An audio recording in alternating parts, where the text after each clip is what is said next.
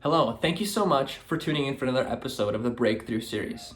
In this episode, we are going to take a look at the life of Greg Schenk. He's an owner of a successful commercial real estate agency that teaches and consults people all over the nation. And in this episode, he's going to share his many challenges and problems and failures that he had to overcome throughout the years in his career. He has so many things to share, so many things to learn from, and it's actually crazy that this episode is for free. But I'm excited to share it with you guys, and although we weren't able to professionally shoot it because of the pandemic, you're going to have a blast listening into these many successful tips that he has to share. So sit back and enjoy.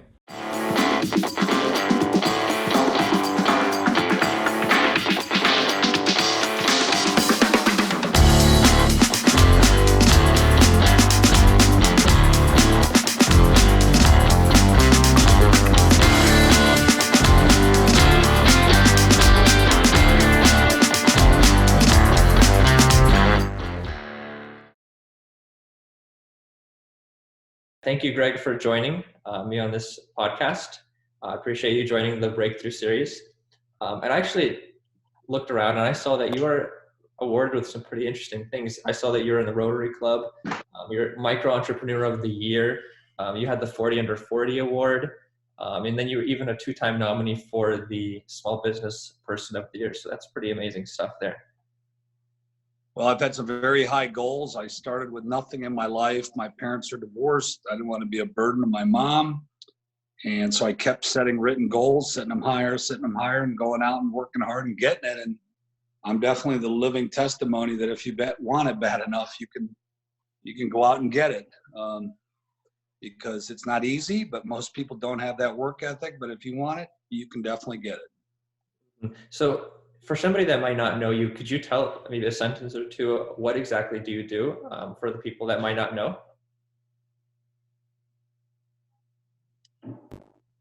You went in and out on me there for a minute, the video. What do I do? And my background? For somebody that might not know, could you take some time and explain what exactly you do? Sure.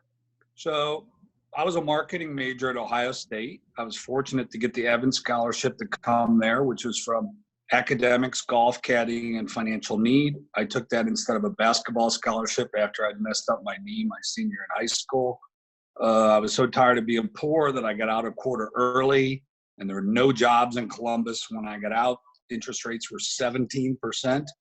Oh, wow. So I took a job with a company that moved me out to California. I lived on the beach, and I said, I'm never even here. It was pretty years. I came back here for a friend's wedding in Toledo, where I grew up. Drove down here and had a gut feel Columbus was going to grow. And without knowing anything about commercial real estate, never even here, I decided to move back here, give up everything I had out there, and get into the commercial real estate business. And I set a very high goal. Within 2 years, I hit it. And the next year, they changed the law in the state of Ohio called agency disclosure law that basically lets each party know who represents whom in a transaction. And so when that came out, a little bell ran off my head, and I never like to sell anything to anybody. I like to help people get what they want. So I moved my whole business into tenant representation, helping tenants, buyers, and investors. And I aligned myself with like-minded people around the U.S., and I've got almost 80 people around the U.S. and about 300 around the world that do what I do. And I'm the only exclusive one in Columbus. So we represent a tenant. Probably 70% of our business is restructuring existing leases, helping them now with things like rent relief if they can't pay their lease or they've got excess space, or we're doing site selection to help them find a new location to lease a building, buy a building, or build a building. Most of those lease a building, not buy. And then we also help wealthy investors acquire investment property. And then for 25 years, I've been speaking about it all over the country and also teaching continuing education to both realtors and attorneys on the subject. I wrote a couple of courses in '95, and that went so well that I took it nationally. I wrote a book about 8 years ago on it to teach realtors how to do it, because most people list properties. We don't list properties. We give people an unprejudiced view of the market. We're a relationship-oriented firm versus transaction-oriented firm, which is a one in the whole Central Ohio area. And like you, I've been very blessed. Almost all my business comes from my reputation and the good work that I've done for other people. Will tell people, so I get referrals from all over the country. Mm-hmm. That's awesome, Greg. Thanks for sharing. Actually, could you take a moment maybe to go to a different part of your room? Because it seems like you're cutting out. Maybe there's something closer to your Wi-Fi router. Okay. This one again here. Awesome. So that's actually very interesting. And before we get back into the actual business side, I wanted to take it a little bit to the beginning of what it was like for you to grow up and then kind of going through that journey to where you are today. And I kind of just wanted to get that perspective for anybody else that might be going through a similar situation. So if you could sure kind of touch on that.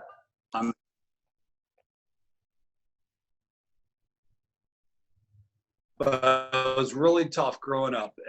My parents had gotten divorced, and he took a huge promotion in California, and I pretty much became the man of the house with three younger siblings, four total kids, at 12. And my mom was freaking out. We were pretty much middle class growing up. My dad loved us, but from 2,000 miles away, I got to see him maybe twice a year. So everything that most people take for granted, learning how to tie a tie, learning how to fix stuff around the house, whatever, I was thrown into in a time that I wasn't ready. I wasn't mentally, physically, mature-wise, capable. So I went to work, and I started as a golf caddy when was barely big enough to carry a golf bag. And I did that basically from 5th grade all through high school. I bought a car the day I turned 16 from the money that I made. I went to work in a pancake house for minimum wage, back when minimum wage was $2.30 an hour. I worked a lot of manual labor and other tough jobs. I was a babysitter for my 3 younger siblings. I worked as a pipe threader in a factory one summer. My mom worked at a racket club, so I was the weekend janitor and maintenance person there. So I did about every hard job that was to do. And my goal was to be a basketball star, and I was pretty good, but I kept getting hurt. So I took this other scholarship called the Evans Scholarship that I received, which was a full ride to Ohio State, but we had to work for our books and our meals.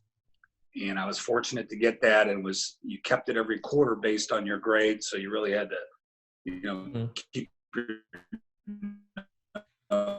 to the grindstone to keep at it. And as I said, I got out a quarter early. I was so tired of being poor. I didn't have a clue what I wanted to do with my life. You could have given me 1,000 careers and real estate would have never come up. Really?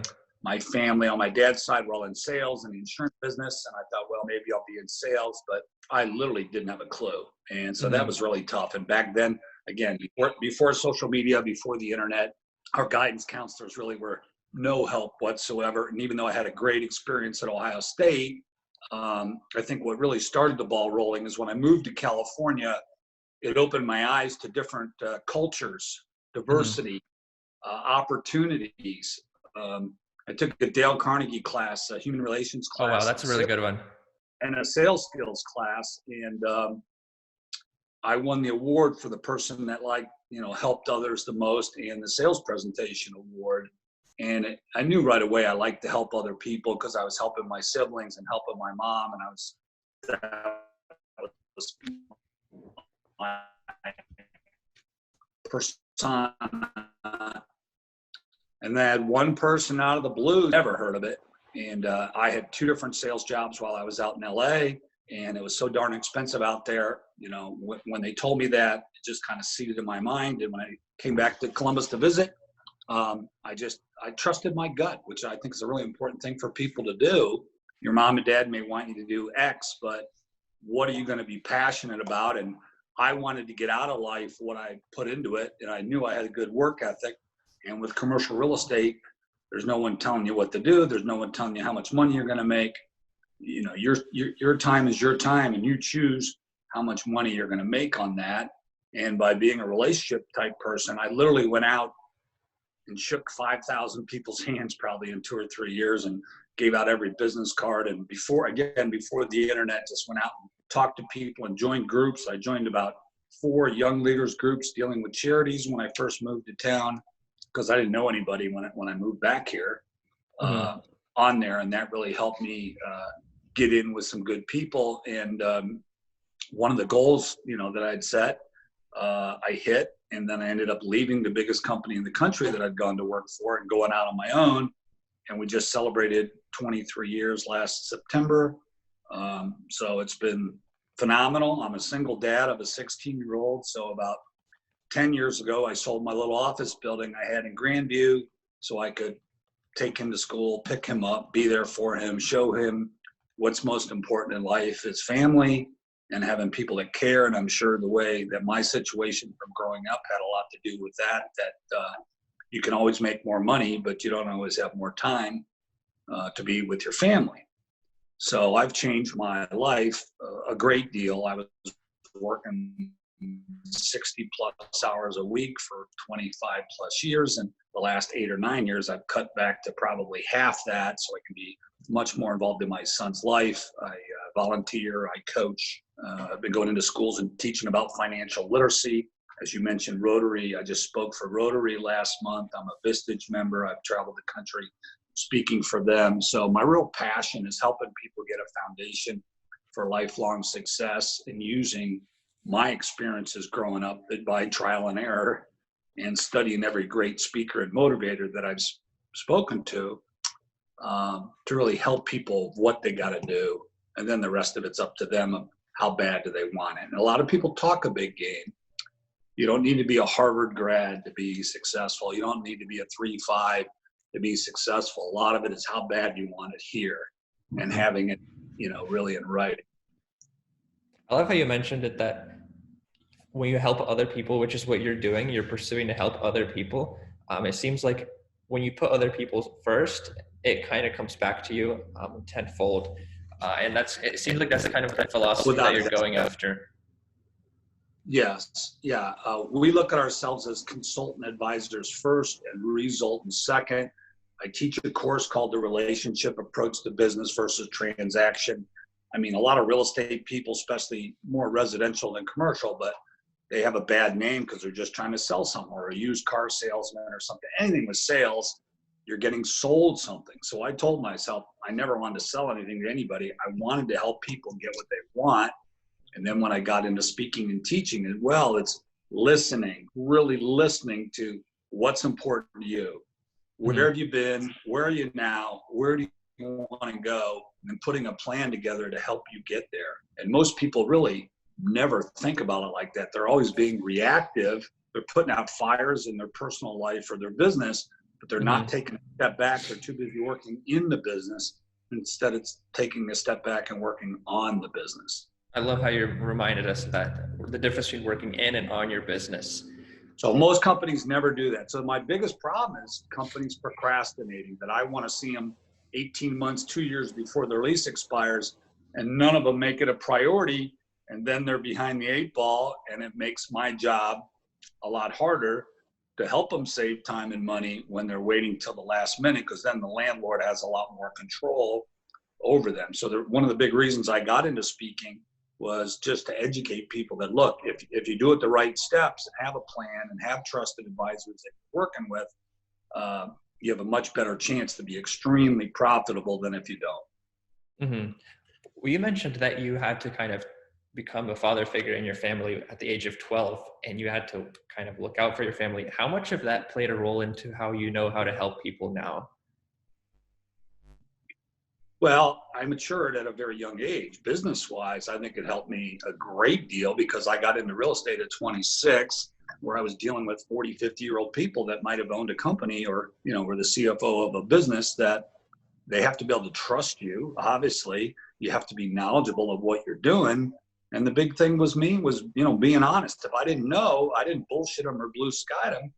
I told them I didn't know, and I had a good mentor, and I brought him in when I need him, or I said, I'll get back to you with an answer, as soon as possible. But too many people today have these big egos where they're just outright lying or bullshitting or doing anything to get the sale, that'll come back to haunt them, because you only have one reputation in life, and you may get that one sale, but you probably have ruined your reputation. And Columbus, at least when I got in the business, was small enough is that if you screwed somebody over, you weren't going to get a second chance.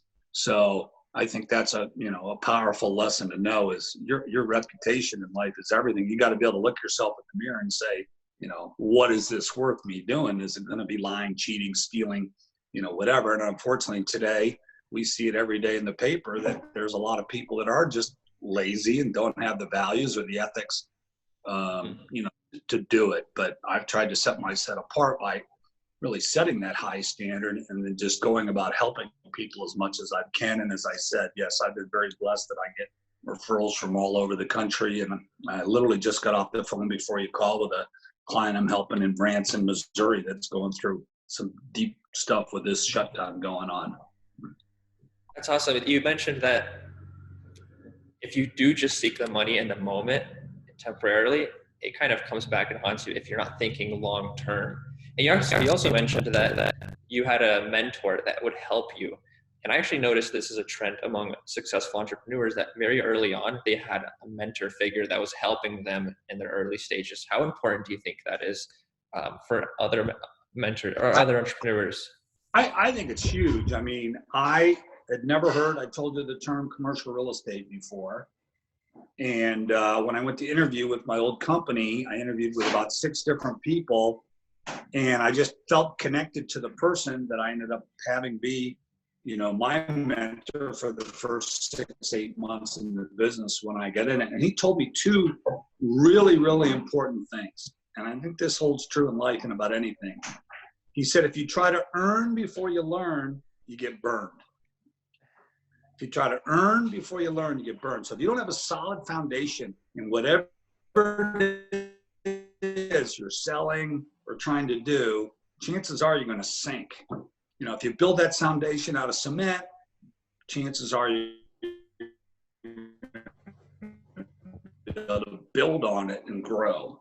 Like going back to getting an MBA, you're probably not going to make as much, but you're going to learn as much as possible. You have to have that burning desire or yearn to learn. And if you do that, and I've done that through my entire career by taking literally hundreds of hours of postgraduate education in real estate and investment analysis and public speaking and negotiation. And I mean, I've got 100 hours of negotiation classes alone that I've taken because I want to be the best at what I do, where most people think the minute they get their college degree, that's it. I'm never taking a class again. So you will set the bar for where you want to be. And right now is a perfect example, because this week when I'm doing this webinar, 40% of this people in this country can't pay a $450 emergency bill. And on all these social media sites I'm on, they're all begging, when are we getting our government relief? A $1,200 or $1,400 check, whatever it is. And how sad is that these people have never learned financial literacy or created a work ethic or found something they're passionate about.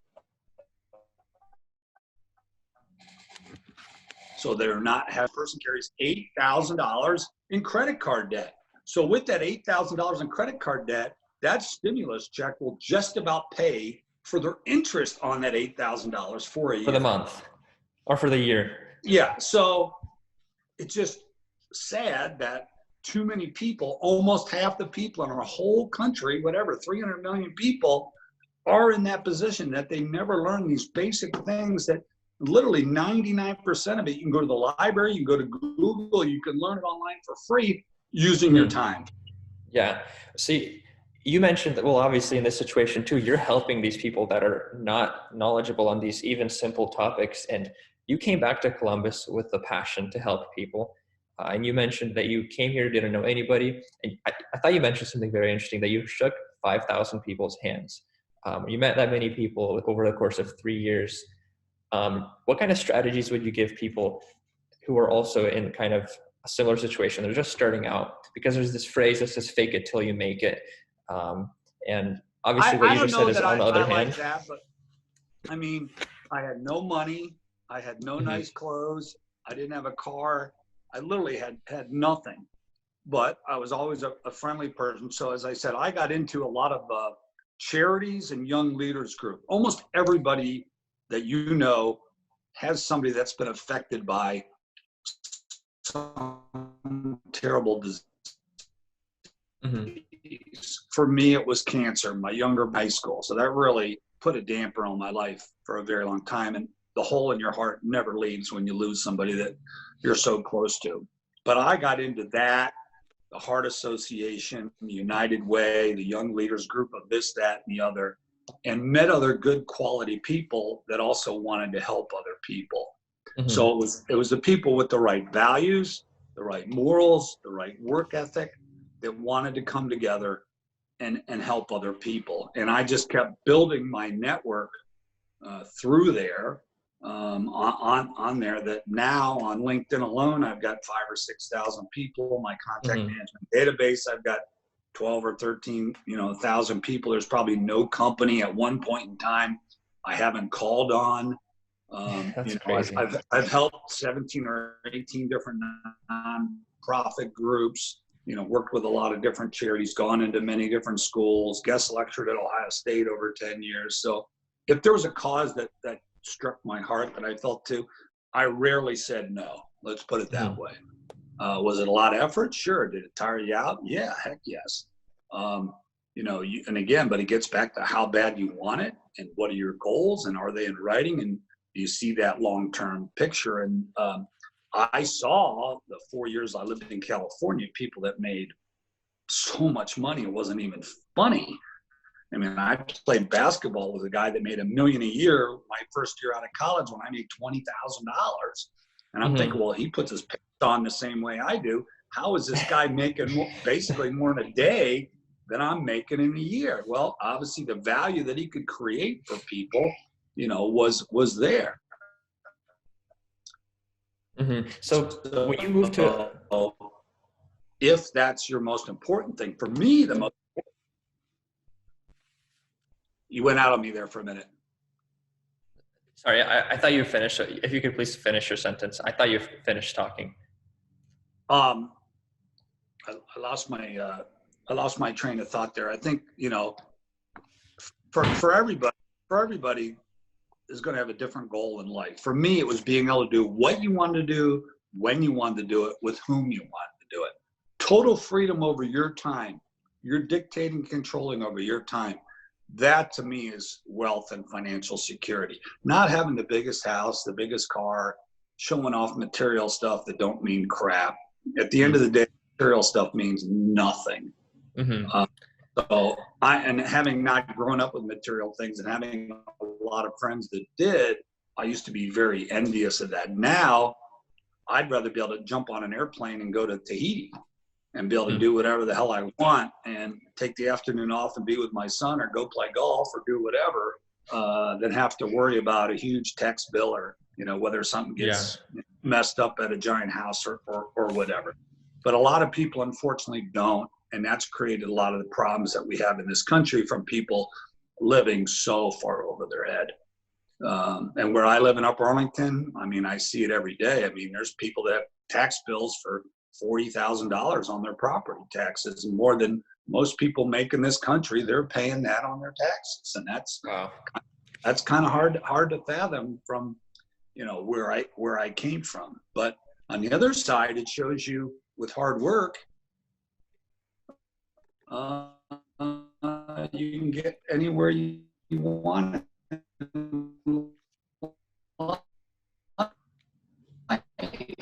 And you don't have to have a privileged upbringing, which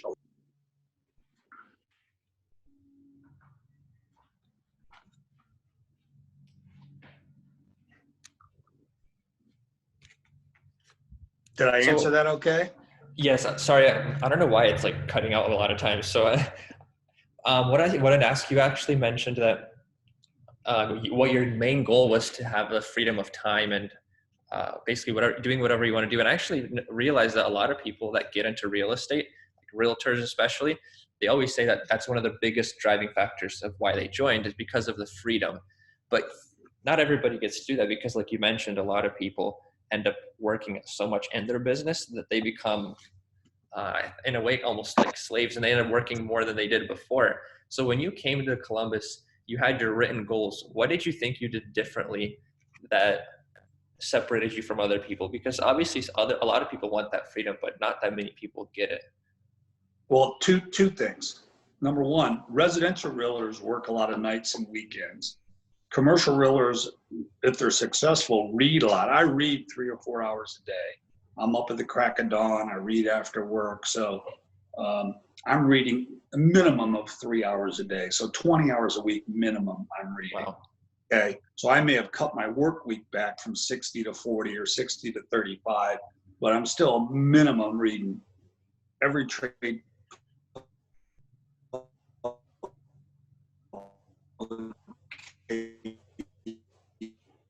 every magazine, every newspaper that has something to do that's going to house too many cars, too much stuff, and they're not paying themselves first with whatever they make.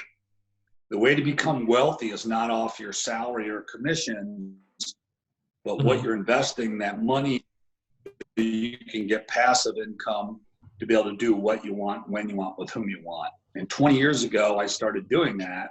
And that really was the light switch for me, that being able to get in the mail 10 checks every quarter from properties you've bought, partnerships you've gone on because you didn't buy the bigger house, the bigger car, the more stuff that you probably didn't need.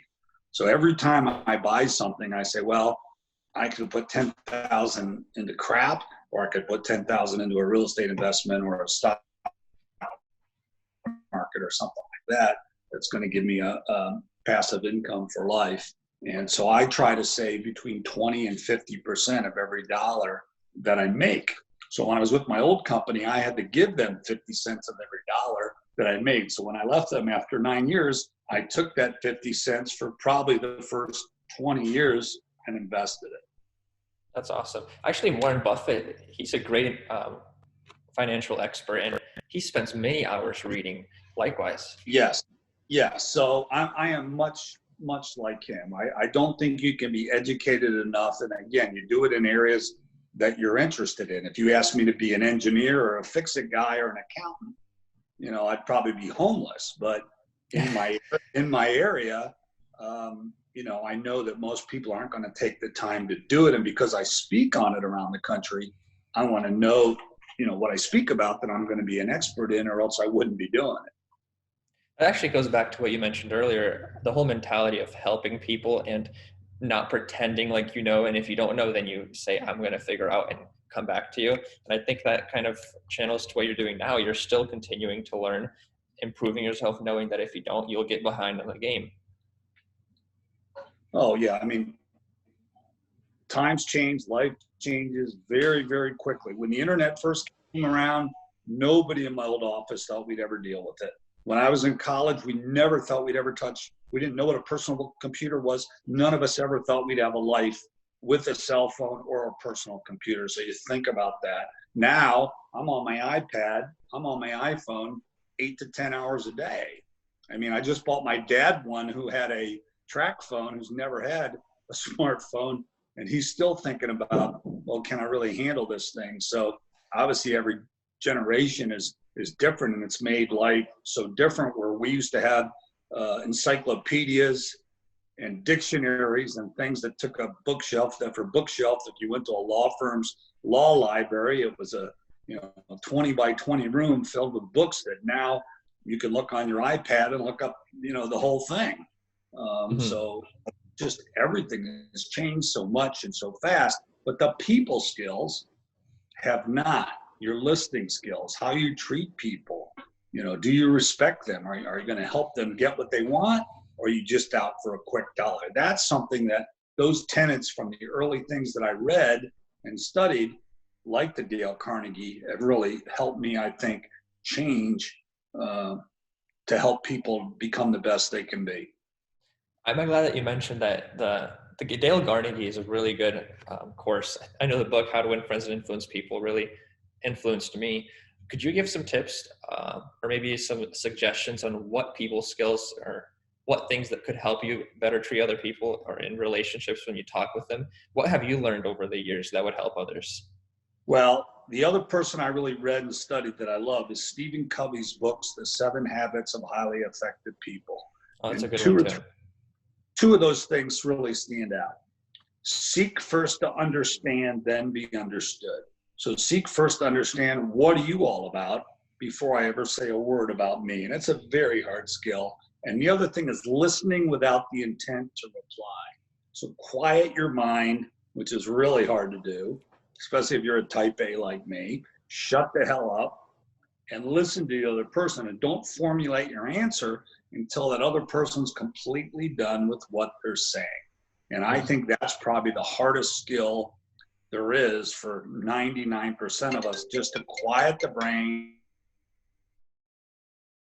and just really help people. You know, that those two will help people. Seek first, understand, then be understood, and listen without the intent to reply. If you can do those two things in life, you're gonna get places. The other book and the item that I really recommend is Strength Finders 2.0 by Tom Rath. It's been on the Business Books bestseller list for 8 years, #1 or top 5.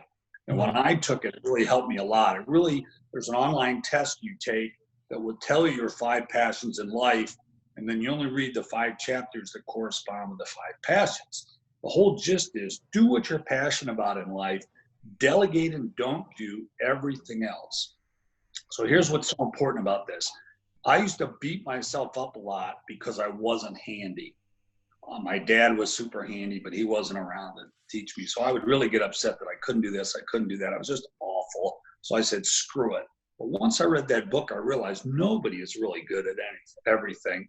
You figure out, what am I passionate about? Polish those skills. Become the greatest you can at that, and delegate or don't do. So now I pay somebody to do all that crap. I've got an accountant that does, all my accounting nightmare stuff for all my W-2s and stuff for work, instead of me sweating over that small stuff, which it really was, and really hurting my self-esteem or putting myself down, instead of pumping myself up saying, here's the things I enjoy doing every day.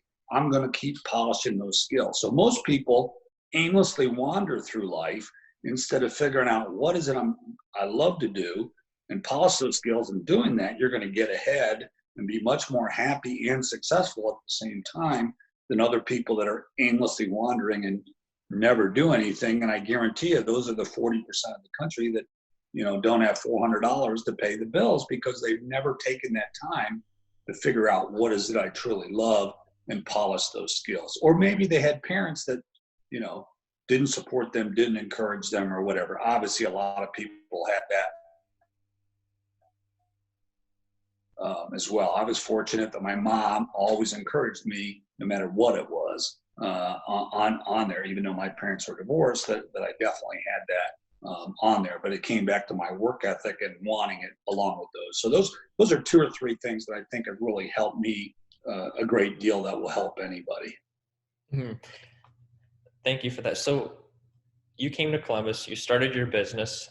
You mentioned that you went through the .com bubble, I am sure, and then also the 2008 crisis. Out of those 2 moments, or maybe there's something else, what is a big challenge that you had to face in your career in business that you had to break through, you had to kind of go through? And what did you learn from that? Well, I had 3. So when I first got out of school, interest rates were 17%. And here I hurried up to get out of school a quarter early, and there were no jobs.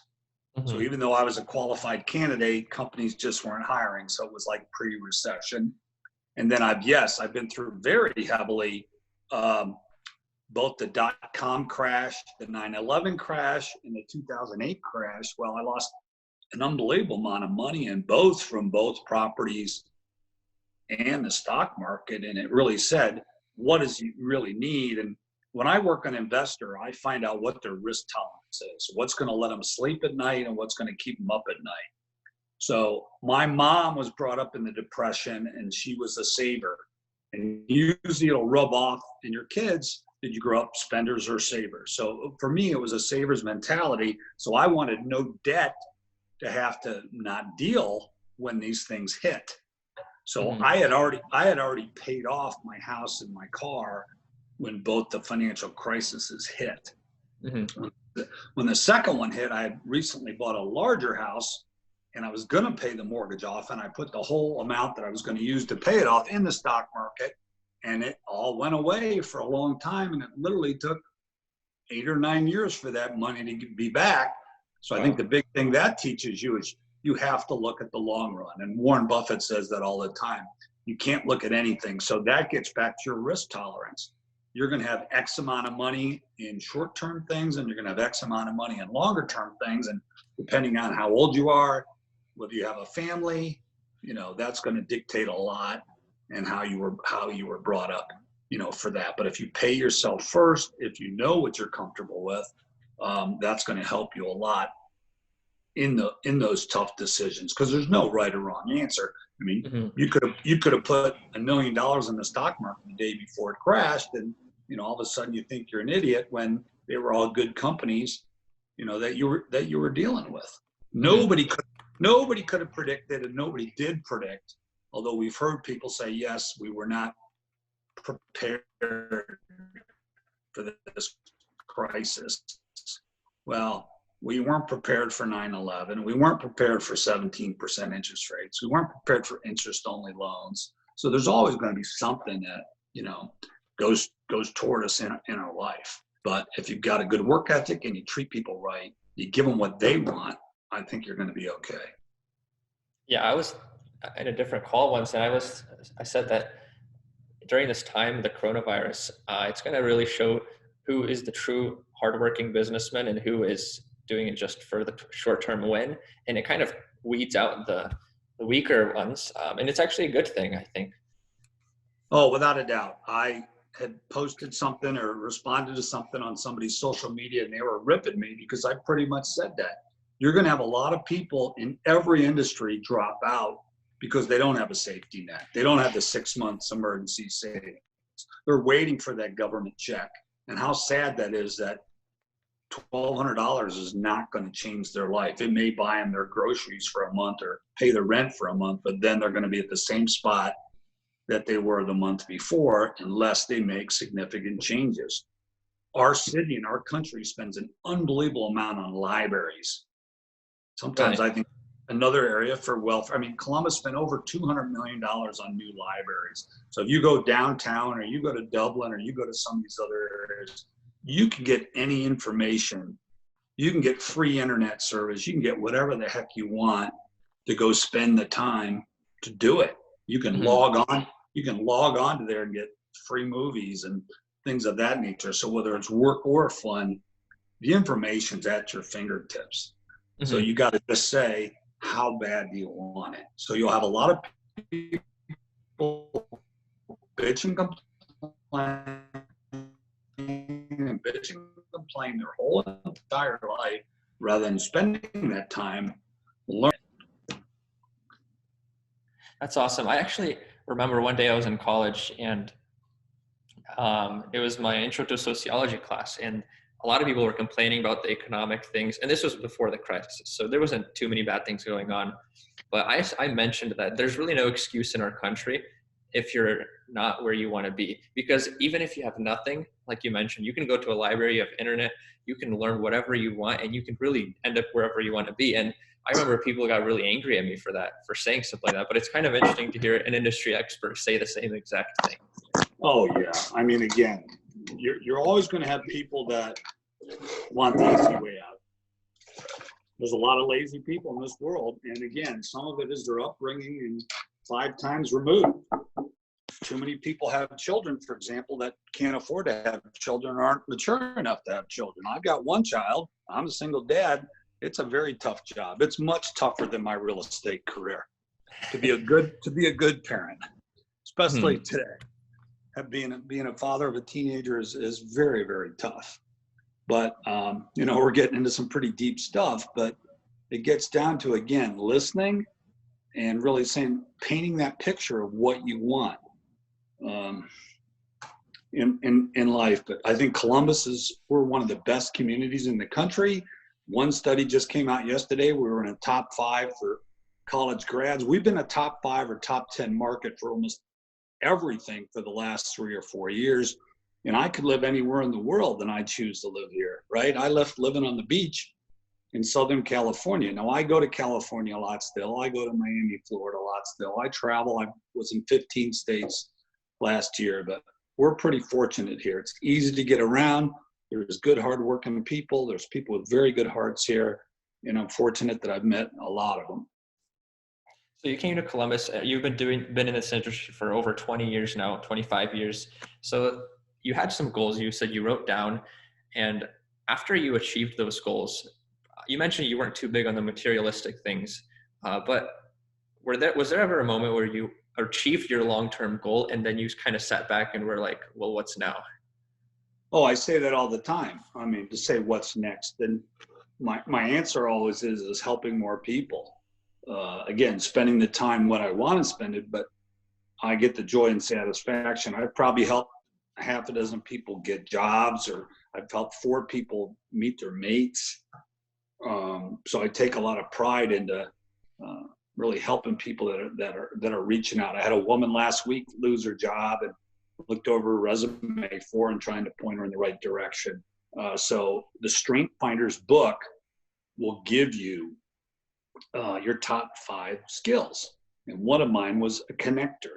And I truly believe that I enjoy connecting people. If you said, Greg, I need a real estate attorney in Columbus, well, I've got that person from you. If you need a painter, I've got that person from you. If you need to go to Tulsa, Oklahoma, I've got the broker there that you need to work with. So I enjoy connecting people in whatever the needs that they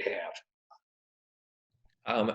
I don't know if you're familiar with Dan Locke. He's on the internet. He does a lot of also lecturing. And that's actually one of the things he mentioned himself was that if you focus on networking for other people or networking for your clients, it'll come back a lot more than if you just go out and try to network for your own business. And it'll kind of be a whole different dynamic, and it'll be a lot more profitable to network for your clients. Without a doubt. And again, what is your message? What is your value add you're giving to people? So my platform is educating people, not selling to people. Mm-hmm. Where most people are just trying to thump their chest and say they're the greatest in what they do. There's a lot of good people at what they do, but how bad do they want it? And how good is their customer service going to be? And is it a client? Is it a customer, a one-time thing, or is it a client for life and a long-term relationship? Mm-hmm. So I wanted to ask you 2 more questions. One of them would be, what would you tell your younger self going back 20, 30 years when you were just starting out? What was some advice you would give your younger self? Oh, wow. That's a tough one. Don't drink so much beer. Eat healthier. Go to bed earlier. Go to bed earlier. That's your health. There's nothing more important than your health. So seriously, yeah. In our business, especially, there's a lot of networking events where food and alcohol were there, and it's very hard not to imbibe in both too much. Mm-hmm. But about 10 years ago, I had the come to Jesus moment where my doctor said, you better cut some of that stuff out. So I'm probably in almost as good a shape as I've ever been. I was fortunate to be in a 4-page spread in Bruce Jenner's Better Health and Living when I lived in Los Angeles. I was a basketball player, a cardio addict that I played basketball morning and nights. I was in phenomenal shape at 26, but now much later than that, I train 4 days a week with a trainer. I work out and do something every day. I eat healthy. I barely drink, but a bed early. So I'd say the biggest thing, your health is more important than your wealth. And you can't really enjoy your wealth without your health. So it sounds like a lot of habit building, a lot of personal development, not necessarily directly related to your a lot of discipline. Mm-hmm. Because if you go to the bars every night, you won't have any money. You'll spend it all. You'll meet probably the wrong people. You won't be able to function as good and focus as good the next day. And it's just kind of a spiral after a while that some people, again, they lack the discipline for that work ethic. again, depending on their goals. There's no right or wrong answer here. If your goal is to take every day off you can, that's your goal. If your goal is to make $1 million a year, you're going to have a little different goal. Or for me, mine is to travel more. And I had a goal to take 50 trips in 5 years, and I did it, and it was awesome. And I don't need a fancy hotel. I don't need a first-class airline ticket. But if I said, I want to go here, and, I got to go to Romania and see Dracula's castle. That was pretty cool. Well, actually, a lot of people. Thailand. Go ahead, sorry. Go ahead. I was going to say, a lot of people have a big goal to travel, but they don't realize you don't need as much money as you think you do to get there. And you can start doing that a lot sooner. I literally took a really nice backpack, and sometimes they're only 4-day trips because I didn't want to be gone from my son long. And I went to some pretty incredible places, and I think 46 different countries that I've been to. And I think about the same amount of states in the U.S. On there. So that to me is really exciting because I meet great people. I make new contacts. It's almost a combination of business and pleasure that now I know people in a lot of different countries if I need something in those markets to be able to help our clients. Mm-hmm. So I want to do 2 more things. One is ask one more question, and there's a game I like to play at the end. But the last question is, what is Greg Schenk excited for in the future? You've done so many things. You've had so much success. What are you excited for in the future?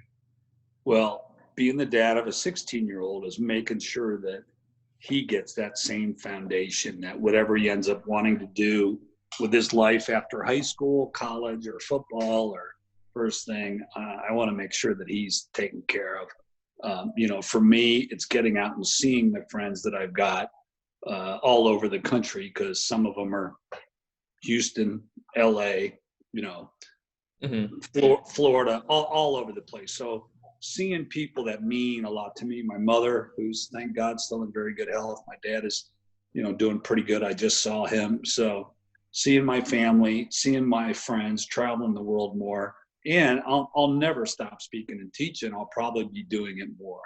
I'm excited about it. Getting the word out to help more people for those that want to be helped. That's awesome. Thank you. So why don't you play a little game? And the way it works is I'm going to say 5 words, and every time I say the word, all you have to do is just say the first thing that comes to your mind. The only rule is that you can't repeat yourself twice. Does that sound good? Okay. So the first word is family. My son. Foundation. Hard work. Legacy.